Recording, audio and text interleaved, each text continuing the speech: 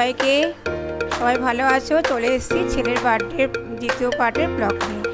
দেখো, দেখতে পেলে মেয়ে বেলুন ফোলালো, দাদাভাই জন্মদিন ওকে দায়িত্ব দিয়েছিল দাদাভাই, আর আমি এদিকে আশীর্বাদ করতে এসেছি। এটা পরের দিন সকালবেলা স্নান করে পুজো করে ছেলেকে আশীর্বাদ করছি, পায়েস খাওয়াচ্ছি। তো পায়েসের ভিডিওটা তোমরা দেখাতে পারলাম না, কারণ তখন আমার ফোনটা চার্জে ছিল। গোপাল পুজোর ভিডিওটা সকালে শেয়ার করতে পারিনি। তো ফোন চার্জ না দিলে তো পরের ভিডিওগুলো করতে পারবো না, সেই জন্য ফোনটা চার্জে দিয়ে রেখেছিলাম। তো দেখো, ছেলেকে আশীর্বাদ করে পায়েস খেয়ে জল খাইয়ে দিলাম। এদিকে দিয়ে সোজা চলে এসেছি রান্নাঘরে। আর তার ফাঁকে কিন্তু আমাদের প্রত্যেকের টিফিন খাওয়া হয়ে গেছে, সেটা তোমাদের সাথে আমি দেখাতে পারিনি, কারণ একা হাতে তো অনেক ব্যস্ত ছিলাম সেই দিন। তো দেখো, চিকেন ভাজছি আর চিকেন মেখে রেখেছি এক পাশে, আর চিকেনটা ভেজে ভেজে তুলছি। এদিকে দেখো বিরিয়ানি চাল ভেজানো। তো এদিকে দিদি বসে গেছে স্যালাড কাটতে, দিদিকে বলছি স্যালাডটা রেডি করে ফেল। তো তার পাশাপাশি দেখো আমি রান্না তো করছি, দিদি স্যালাড রেডি করে ফেলেছে, দেখতেই পাচ্ছ। তো কমপ্লিট। এদিকে আমি চিকেন চাপ বসিয়ে দিয়েছি, চিকেন ভেজে চাপ বসিয়ে দিয়েছি। দেখো, দেখতে কত ভালো লাগছে। জানি না খেতে কেমন মানে হবে, ভয়ে ভয়ে বানাচ্ছি। এদিকে দেখো ছেলের 5 রকম ভাজা, আর এদিকে দেখো এটা হচ্ছে বিরিয়ানির চিকেনটা আমি ম্যাগনেট করে রেখে দিয়েছি। তো দেখো, পাশে আমি চলে এসেছি এক পাকে দেখতে, ছেলে পরে এসছে সারা পাইনি। তো দেখছি দাদু আর নাতি মিলে চেয়ারে কভার লাগাচ্ছে, ছাতা রেডি করছে, উঠোনে বন্ধুরা আসবে তাদের জন্য। দেখে আমি সোজা চলে এসেছি রান্নাঘরে বিরিয়ানি সাজানোর জন্য। তো আমি দেখো ফটাফট বিরিয়ানিটা সাজিয়ে নিচ্ছি, জানি না কোনটার পর কোনটা দিচ্ছি, একদমই টাইম ছিল না। প্রায় তখন 12:30টার মতো বাজে। আমি বিরিয়ানিটা রেডি করে ভাবছি কখন গোপালে ভোগ লাগাবো, দুপুরে ভোগ লাগাতে দেরি হয়ে যাচ্ছে, তাই কোনো রকমে তাড়াহুড়ো করে কোনটা আগে পরে দিচ্ছি নিজেও জানি না। কিন্তু তো তোমরা কে কেমনভাবে বিরিয়ানি সাজাও আমাকে একটু প্লিজ কমেন্টে জানিও। আমি এইভাবেই সাজাচ্ছি। দেখো, হয়তো অন্যদিন অন্যরকমভাবেও করি, কিন্তু আজকে আর এত দেরি হয়ে গেছে, যেমনভাবে পারছি তেমনভাবেই করছি। তো দেখো, বেরেস্তাটা দিয়ে দিলাম। এবার দেখো বিরিয়ানি মশলা দিয়ে দিলাম। এবার চিকেনগুলো ওপরে সাজিয়ে দিচ্ছি কিছুটা। তো তোমাদের বলে রাখি, এই এক গামলাই কিন্তু শেষ নয়, আমি কিন্তু আর একটা ছোটো গামলারও 1 গামলা করেছি। তো সেটা তোমাদের সাথে সম্পূর্ণ দেখাতে পারছি না, কারণ সময়ের মানে প্রচুর লেগে যাচ্ছে। যতটা পারছি দেখাচ্ছি। তো দেখো বিরিয়ানিটা রেডি করছি। আমি এইভাবেই সাজাই, চিকেনটা একদম কষা কষা করে নিই, কারণ বেশি মশলা রাখলে পরে রাইসগুলো একদম ভেজা ভেজা হয়ে যায়, একদম ঝরঝরে যেতে হয়, সেজন্য আমি এইভাবেই করি। তো দেখো, মিঠা এতটা খুলতে গিয়ে যুদ্ধ করছি, খুলতে পারছি না, খুলে অলরেডি যথারীতি দিয়ে দিচ্ছি রাইসের মধ্যে। অনেকে গোলাপ জল দেয়, কেওড়া জল দেয়, আমাদের বাড়িতে সব চলে না, আমার ছেলেও খাবে না, তোমাদের দাদাভাইও পছন্দ করতো না, তো সেই কারণে আমি দিই না। তো বিরিয়ানি অনেক দিন পর হচ্ছে, মানে এইভাবে বিরিয়ানি এতটা পরিমাণে বিরিয়ানি হয় না। তো ছেলের জন্মদিনের আগের বার হয়েছিল তোমাদের দাদাভাই থাকতে, আর এবারে আবার 1 বছর গ্যাপ দিয়ে আবার এবছর আমি ঘরে বানাচ্ছি। সে বছরটা লোক দিয়ে করানো হয়েছিল, আরও অনেক বন্ধুবান্ধব বলা হয়েছিল, বড় করে করা হয়েছিল। তাই এবারেও মোটামুটি খুব খারাপ হয়নি। বেশ কয়েকটা বন্ধুবান্ধবের যেহেতু ভাইফোঁটা পড়ে গেছে, সকলকে পাইনি, অনেকের ভাইফোঁটা অনেকে চলে গেছে। তো দেখো, কথা বলতে বলতে আমার বিরিয়ানিটা মোটামুটি শেষের পর্যায়ে চলে এসছে। তোমরা দেখতে পাচ্ছ কড়াইতে এখনও মাংস বাকি, দেখে বুঝতে পারছো নিশ্চয়ই। আর একটা গামলা যে বললাম রেডি করেছি, তো সেই কারণে মাংসটা আমার কড়াইতে কিছুটা রেখে দিয়েছি আর একটা গামলার জন্য। তো দেখো, আমি ঘি দিয়ে দিচ্ছি, বেশি ঘি দিচ্ছি না, কারণ অনেক মানে যেহেতু দুপুরবেলা খাবে ভাইফোঁটা, অনেকে বাড়িতে টিফিন করে এসছে, আজকে সবার বাড়িতে রিচ রান্না কন্না খেয়ে এসছে।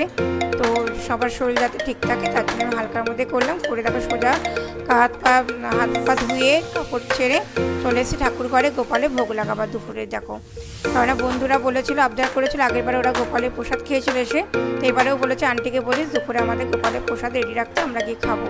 সেই জন্য একটু বেশি করেই গোপালের আজকে ফল প্রসাদ দিয়েছি। দেখে দেখো সিংহাসনটা কি সুন্দর সাজানো, সকালবেলা এইভাবে পুজো দিয়েছি, কিন্তু বললাম যে ফোনটা চার্জে ছিল বলে সকালে পুজোটা তোমাদের সঙ্গে শেয়ার করতে পারিনি।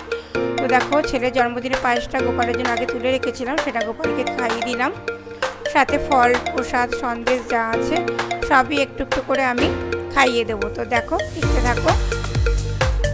এটা কিন্তু বলে রাখি, এটা কিন্তু গোপালের আজকে নতুন জামা। হ্যাঁ, ছেলের জন্মদিন উপলক্ষে প্রতি বছরই গোপালকে এই দিনে আমি একটা নতুন জামা পরিয়ে থাকি। তো প্রতিবারের মতো এবারেও কিনে নিয়ে এসেছি সেই কারণে। তো পাগড়ি দেখছো, যাই দেখছো জামা সবটাই নতুন। তো দেখো, গোপালের ভোগ খাওয়ানোর কাছে আরতি করছি। দেখো কি সুন্দর লাগছে আমাদের আজকে গোপুসোনাকে। তোমাদের কেমন লাগছে গোপুসোনাকে কমেন্টে কিন্তু প্লিজ জানিও। আর দেখো এদিকে সোজা চলে এসেছি আমার তোমাদের দাদাভাইয়েরই এক বন্ধু মানে ওয়াইফ, আমার মানে বয়সে অনেক জুনিয়র, ছোট দিদি ডাকে আমাকে। তো তার ছেলেও আসে আমার বাড়িতে, খেলে, ছেলের সাথে দাদা করে। তো ওরাও জন্মদিনে এসেছিলো, ওই অনেক কাজ করে দিল, সব বন্ধুদেরকে কোল্ড ড্রিঙ্কস দেওয়া, হাতে হাতে সব এগিয়ে দিচ্ছে। আমি এদিকে রান্না দেখো মাছ করছি, তার পাকে চলে এসেছি মাছ করতে। ছেলের এক বন্ধু এসে বললো, আন্টি আমি কিন্তু মাংস ডিম খাই না, বিরিয়ানি রাইস খাবো, কিন্তু মাছ খাবো। আমি আবার ফ্রিজ থেকে মাছ বার করে মাছ করে চলে এসেছি ওর হ্যাপি বার্থডে কেক কাটার জন্য। তো বন্ধুরা সব হাতটা দিচ্ছে, কেক কাটা হয়ে গেল। এবার ছেলে দেখো সবাইকে কেক খাওয়াচ্ছে, বোন খাওয়াতে যাচ্ছে, বোন না করছে একটুখানি খাবো। তো দেখো কেক খাওয়ানোর পর্ব শেষ। এবার দেখো সব বন্ধুদের মধ্যে বিতরণ হচ্ছে। ছেলে কি করছে ওই দেখো, বোন আবার নিয়ে গিয়ে ছেলেকে খাইয়ে দিল একটু, আমার দিদির মেয়ে হয় এটা। তো বন্ধুরা খুবই আনন্দ করলো, প্রত্যেকে ভাইফোঁটা দিয়ে, এখানে অনেকেই যারা আছে অনেকের মধ্যে বেশিরভাগ জনই ভাইফোঁটা নিয়ে ছেলের জন্মদিনে এসছে, মানে এতটাই ওকে ভালোবাসে, তারা বলছে কোনো মতে মিস করবো না, আমি তো যাবোই। তো দেখো আমার দিদি রয়েছে, কাজ করা আমার বাড়িতে সে দিদি রয়েছে। তো আমি এখানে চলে এসেছি ওই কেক কাটা পরে সোজা পকোড়া ভাজছি, চিকেন পকোড়া। তো দেখো পকোড়া ভেজে সবাইকে খাবার দিয়ে ছেলের খাবারটা সাজিয়ে দিয়েছি। পাশাপাশি সবাই বসে পড়েছে টেবিলে, খুব এনজয় করছে ওরা। দেখো আমি বিরিয়ানি রাইস দিচ্ছি, পকোড়া খাওয়ার পাট শেষ।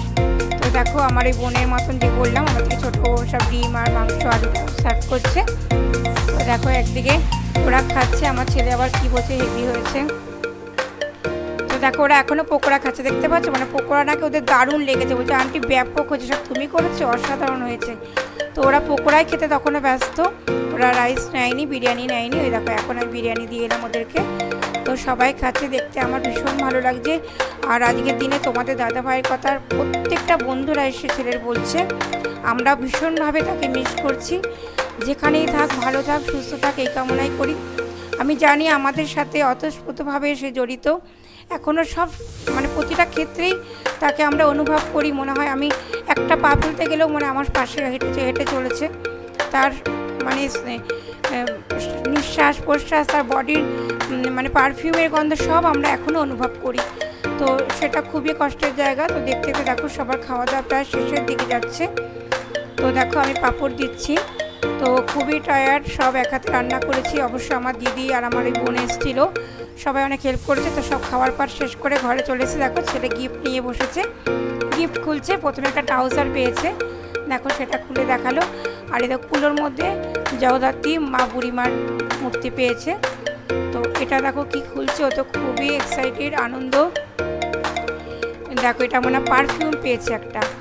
তো বলছে মা প্রত্যেকটা আমার প্রয়োজনীয় গিফট দিয়েছে, বন্ধুরা খুব বুঝে দিয়েছে।